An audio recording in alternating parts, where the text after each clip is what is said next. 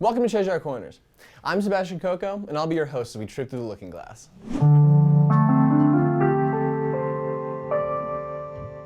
Thanks for coming back to the What Is series, where we talk all about a specific psychedelic substance every episode. Today we're talking all about LSD, also known as LSD-25, lysergic acid diethylamide, or simply acid. If you haven't yet, make sure you check out What Are Psychedelics and What Are Magic Mushrooms, because we're going to be building off of some knowledge established in those videos, most specifically what we covered on plant alkaloids and What Are Magic Mushrooms. As always, if you guys enjoy, please make sure to like, comment, and subscribe. It really helps us out. Without further ado, let's answer the question on everyone's mind. What is LSD? You can't ask that question without talking about its inventor, the Swiss chemist Albert Hofmann. LSD is in a somewhat unique position within the classic psychedelic family, as it is the only substance in this family that was created through fully artificial synthesis, and somewhat accidentally too. After going to school in Zurich, Hofmann signed on to the Sandoz Company's pharmaceutical research lab in 1929. The research he did to win his doctorate had already given him experience with plant and animal chemicals, as he was one of the first to show that chitin, the hard skeletal shell of insects, was very closely related to cellulose, the structural chemical that makes up many kinds of plant tissue. When he got to Sandoz, he continued this trend, as his boss set his entire team to isolating the active chemicals in medicinal plants that were academically proven to be effective, but were incredibly hard to dose and just as unstable, starting with foxglove and Mediterranean squill, but moving on to ergot of rye around 1935.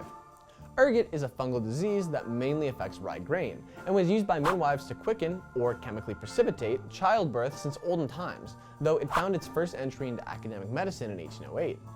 Ergot quickly lost traction as a quickening agent due to the difficulty to dose, but Hofmann focused on ergot very quickly, as his boss was the first person to isolate a derivative compound of ergot that found widespread use with the synthesis of ergotamine in 1918, which was found to be therapeutically useful to stop postpartum bleeding.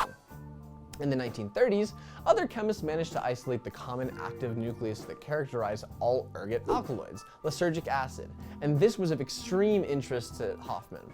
He combined this with amino acids in a series of reactions, realizing he was onto something when an early reaction in the series produced ergobenzene, which marked the first time in history a natural ergot alkaloid had been synthetically produced in the lab. He continued with these reactions, producing lysergic acid diethylamide as the 25th substance made by the series in 1938. When he sent this substance to the pharmaceutical testing division of his lab, they noted a strong effect on the uterus and that the test animals were restless. However, it wasn't of interest to the pharmaceutical development team. Testing was discontinued, and for 5 years, LSD just sat, waiting. Let's get some perspective super quickly. If during this time Hofmann was let go, or there was a fire at Sandoz, or any other number of disasters, LSD might just not exist today. While it waited patiently, Hofmann worked with the toxic effect of ergot alkaloids, eventually finding a solution to this toxicity, but the entire time he could not forget the substance that the pharmaceutical techs had found relatively uninteresting, LSD-25, and set out to synthesize the chemical once again in the spring of 1943. While synthesizing, he noticed experiencing a not unpleasant intoxicated-like condition, characterized by an extremely stimulated imagination, and suspected that it could only be because of the small amount of LSD-25 that touched his fingertips in an otherwise meticulous reaction conditions, and noted that this must be a very strong and significant substance. This first exposure to lysergic feelings happened on April 16, 1943. Hofmann recognized how remarkable this was, and set out to self-experiment with LSD just 3 days later on April 19th, taking 0.25 milligrams of the substance. Here are his lab notes from that day. For 1943, 1620, half cc of half promil aqueous solution of diethylamide tartrate orally equals 0.25 milligrams tartrate, taken diluted with about 10 cc's water. Tasteless. 1700, beginning dizziness, feeling of anxiety, visual distortions, symptoms of paralysis, desire to laugh. Supplement of 421, home by bicycle, from 1800 to circa 2000, most severe crisis, parentheses, see special report. As we now know, that day Hofmann experienced the first full LSD trip, which is the reason we now celebrate April 19th as Bicycle Day. I'm sure you all noticed the lack of citations in the last few minutes. All of this information on Hofmann was pulled from his book, LSD, My Problem Child, which also details more about the chemist's severe crisis, which I highly recommend that every aspiring psychonaut at least skims. That's a great story about the invention of LSD and the recognition of its effects, but we haven't really answered the question, what is LSD yet, have we? Let's go back to organic chemistry to get a better understanding of what that answer might be. As we learned in the history of its synthesis, LSD was made by combining isolated lysergic acid, the common central structure of ergot alkaloid molecules, with an amino acid in a reaction. The bulk of the LSD molecule is made up of lysergic acid, which is an indole system with a tetracyclic ring, and the functional group diethylamide is actually a very small portion of its molecular weight that becomes attached to the main body of LSD when diethylamine and lysergic acid react in solution. And it is normally stabilized and stored in its tartrate salt form. It's important to remember that even the most stable tartrate salt of LSD is still highly reactive and potent and can easily make its way into the bloodstream, as Hoffman only discovered the drug's effects when a minute amount of the substance got into his system after only barely touching his fingertips in synthesis.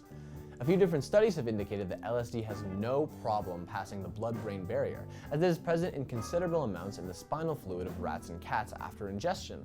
But other research points to the fact that less than 10% of the LSD that makes it into the bloodstream is actually metabolized by the brain, with the digestive tract of experimental mice containing 70 to 80% of LSD that made it into their bloodstreams 3 to 12 hours after ingestion. So what happens when LSD finally gets to the brain? As we'll remember from What Are Psychedelics, LSD falls in the category of classic psychedelics, meaning that it acts as an agonist to 5-HT2A receptors in order to flood the brain with serotonin. This rush of serotonin, what we colloquially call a trip, is processed by humans as a range of experiences and emotions, from visual illusions and audiovisual synesthesia to positively received derealization and depersonalization events, which has generally increased subjects' trust with others, openness, and happiness in clinical trials. Okay, so that's finally a somewhat solid answer on what the substance LSD is and how it affects humans, but why should we bother with an artificial substance that is still pretty universally considered a highly dangerous drug by regulatory bodies around the world? First and foremost, it's not quite as dangerous as some people might have you believe.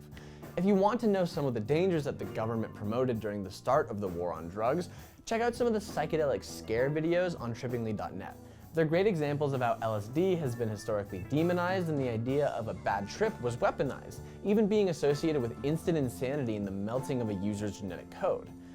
Even studies that detract from LSD's overall positive impact deny that there is any evidence of psychedelic substances causing genetic disorders, with this work also supporting that LSD use does not come without risks, as there are some individuals who have intense panic reactions to the substance. However, academics have lauded LSD as a very potent therapeutic tool for literally decades, with Royal College of Psychiatrists researchers in 1954 formally publishing that they believe the drug will find a significant place in the treatment of mental illnesses. This trend continued until LSD started to find itself in political trouble, as the substance helped contribute to the now dying war on drugs when it got embroiled with hippies, the countercultural movement, and Vietnam in the 60s. The liberal movement that was sweeping through college campuses was largely blamed on cannabis and LSD use by traditional conservative parents, leading to government programs that really illegalized and villainized any psychedelic drug use. Now that interest has been reignited in psychedelics, we're finding evidence that supports the theories postulated decades ago about LSD's place in treating mental illness. A 2023 study showed that the drug significantly reduced patients' non-life-threatening depression and anxiety, with only 1 in 50 patients experiencing a bad trip, which, fun fact, is clinically described as a serious adverse event related to acute transient anxiety. Legitimate clinical use aside, more casual LSD use has inspired artists and musicians for over 50 years, helping give birth to classic rock in the 60s through artists' recreational use of LSD. Influential bands such as The Doors and the Grateful Dead experimented with the substance, and its use had a very potent effect on music history. I'd like to do a song that's just a pure expression of unbounded joy. I don't think we've really done that yet. And it still inspires artists today. Another thing that LSD had a hand in? Quantum physics. David Kaiser's book, How the Hippies Saved Physics, details how an eccentric group of young scientists at Berkeley developed the core theories behind quantum physics by thinking through the lens of psychic mind readers and Eastern mystics, with LSD being a key aid in being able to think far enough outside the box to come up with these theories. Overall, whether we fully realize it or not, LSD has played a vital role in modern American political, medicinal, artistic, cultural, and scientific histories. When you look at it from that perspective, the better question to ask about LSD is, why haven't we been talking about it sooner? As always, thank you all so much for watching, and make sure to leave any recommendations if there's any other substances or kinds of content you want us to cover. Make sure to like, comment, and subscribe if you enjoyed. It really helps us out. And of course, don't get psyched out. All right.